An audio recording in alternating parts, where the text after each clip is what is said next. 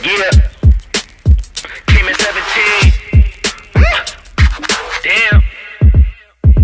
12 poin yang merugikan buruh disampaikan pemohon dalam sidang perdana uji materi Undang-Undang Cipta Kerja di Mahkamah Konstitusi. Namun, Hakim Mahkamah Konstitusi menilai pengajuan uji materi itu masih kurang terperinci. Assalamualaikum warahmatullahi wabarakatuh. Perkenalkan, nama saya Risa Fitri. Saya dari Prodi Ilmu Pemerintahan, Fakultas Ilmu Sosial dan Ilmu Politik, Universitas Syahkuala. Jadi di sini saya membuat video untuk memenuhi tugas filsafat filsafat pemerintahan. Jadi di sini saya mengambil judul tentang melihat Omnibus Law dari pandangan filsafat aksiologi. Jadi kita sebagai manusia pastinya memiliki akal dan dapat melihat bagaimana buruknya peraturan Omnibus Law tersebut yang dibuat oleh pemerintah Indonesia. Pastinya kita sebagai masyarakat akan menolak akan adanya Omnibus Law.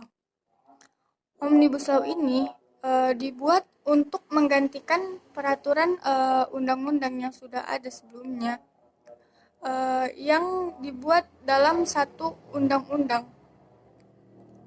yang dapat mengatur banyak hal. Rancangan Omnibus Law ini memang dibuat untuk menarik investor agar mau berinvestasi di Indonesia untuk meningkatkan perekonomian Indonesia. Di sini memang bisa kita lihat bahwa ada usaha dari pemerintah Indonesia untuk meningkatkan perekonomian Indonesia. Akan tetapi yang disayangkan adalah cara untuk menarik investor tersebut dengan cara merugikan pekerja biasa. Dengan bisa kita lihat mulai dari peraturan yang ditambahnya jam kerja atau lembur dipanjangkan, penekanan pesangon bagi para pekerja yang di PHK, dan peraturan lainnya yang merujuk pada kerugian para pekerja. Sidang perdana Judicial Review Undang-Undang Cipta Kerja digelar di Mahkamah Konstitusi dengan pemohon Konfederasi Serikat Pekerja Seluruh Indonesia (KSPSI) dan Konfederasi Serikat Pekerja Indonesia (KSPI). Dalam sidang yang digelar secara virtual, ada 12 poin utama yang disampaikan pihak pemohon yang dinilai merugikan para buruh. Mulai dari upah, pemutusan hubungan kerja, perjanjian kerja waktu tertentu, uang pesangon, dan cuti. Dari sudut pandang filsafat, baik dan buruknya sesuatu itu pastinya dapat diukur, apalagi dengan cabang filsafat yang memiliki nilai etika, estetika, dan juga logika, di mana ketiga hal tersebut termasuk ke dalam cabang filsafat aksiologi, di mana dari sudut pandang aksiologi ada 3 aspek yang perlu dibenahi oleh pembuat undang-undang dalam membuat sebuah peraturan. Yang pertama yaitu nilai etika, di mana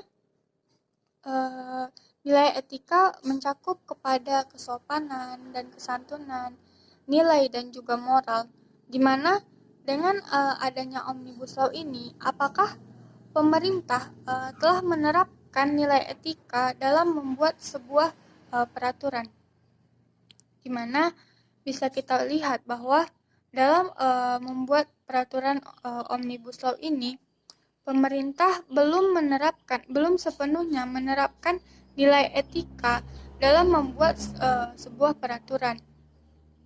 Karena sejatinya dalam peraturan Omnibus Law ini, masyarakat biasa dan para pekerja biasa masih menderita dengan adanya peraturan atau perundang-undangan yang dibuat oleh pemerintah tersebut.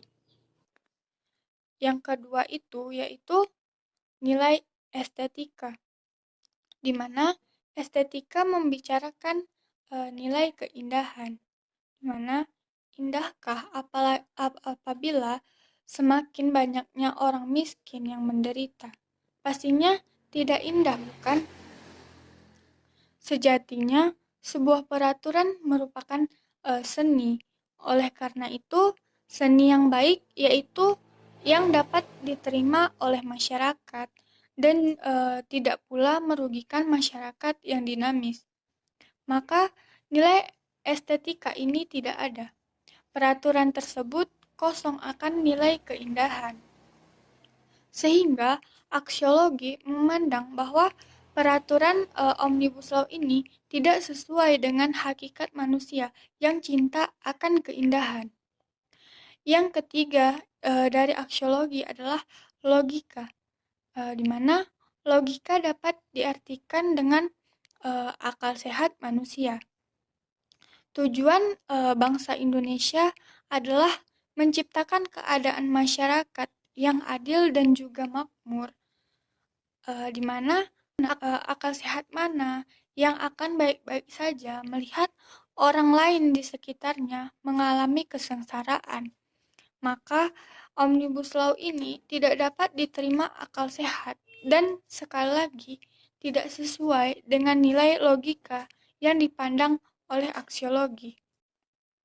Jadi, dari ketiga sudut pandang aksiologi tersebut, tidak ada satupun nilai yang dapat menerima Omnibus Law sebagai peraturan tetap yang dapat menciptakan kesejahteraan bagi masyarakat. Jadi, bagi pemerintah seharusnya dalam membuat sebuah peraturan harus memiliki nilai etika, estetika, dan juga logika dalam membuat suatu aturan agar masyarakat dapat menerima aturan yang dibuat oleh pemerintah tersebut. Terima kasih. Sekian dari saya. Apabila ada kekurangan dan kesalahan dari saya memohon maaf. Saya undur diri. Wassalamualaikum warahmatullahi wabarakatuh.